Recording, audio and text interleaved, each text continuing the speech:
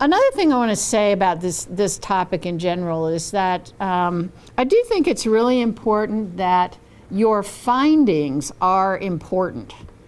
And I think if you can make clear that your findings are important, that there's something new, something exciting, something innovative, something startling, something that people haven't thought about before, that the concern about method will sort of fall away.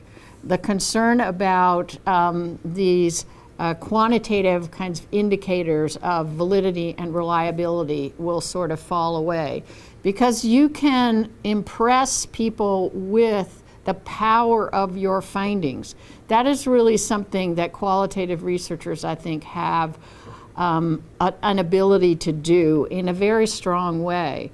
And when we get into these situations where we feel like we have to systematize our presentation of our studies to make them consistent with the way quantitative researchers present their studies, I think that is taking us down a path that's not very productive for us. It's not very useful for us.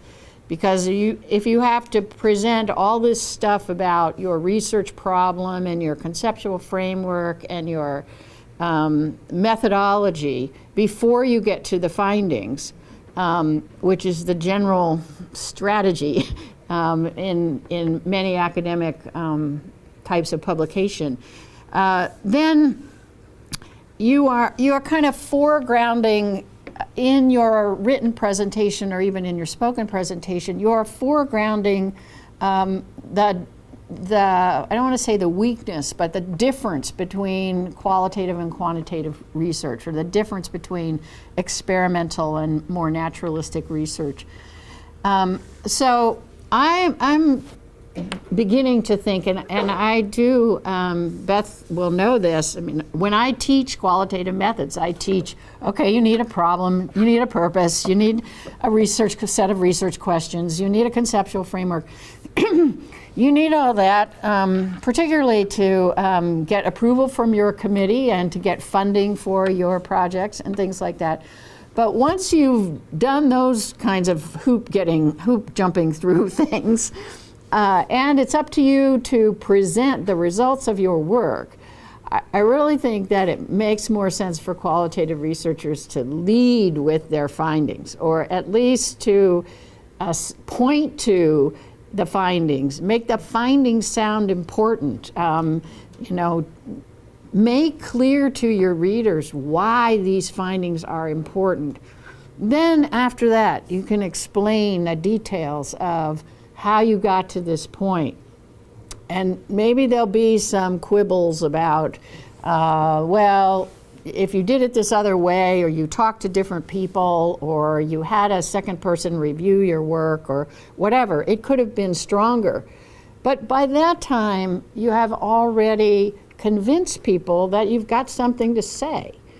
And I really think that could make a difference in the way this kind of research is taken up. Now, it could mean that you have to fight with journal editors about, right? Mm-hmm. Like you,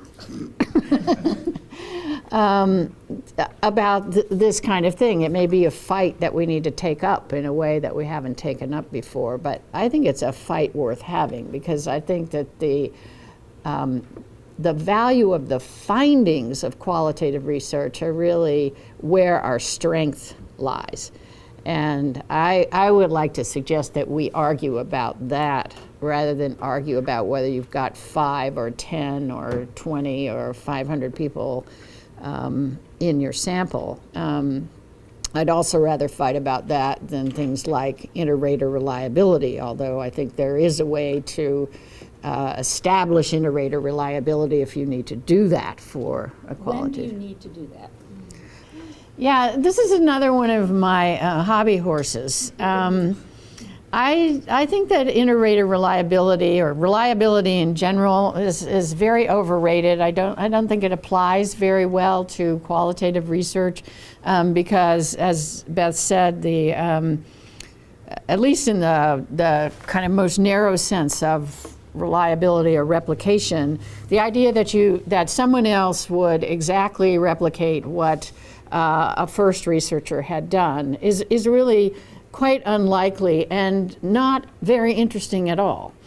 If you think of the point of qualitative research as introducing people to something new, surprising, different, all those kinds of things, then why would you want to do a study where you just try to find out whether you got exactly the same thing as the person before you? That's not where our strength lies. So I think it's much more important to talk about validity than it is about reliability.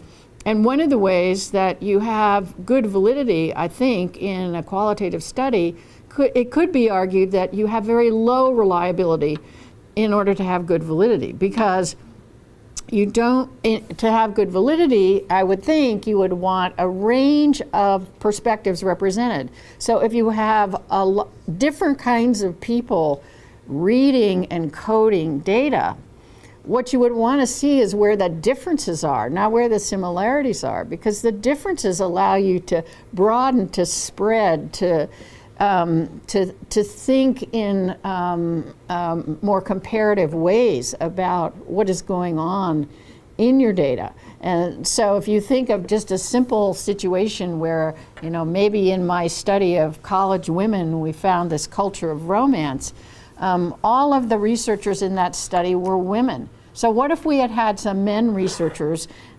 reading our data and coding our data and thinking about our data? Well, we probably would have had a different story to tell.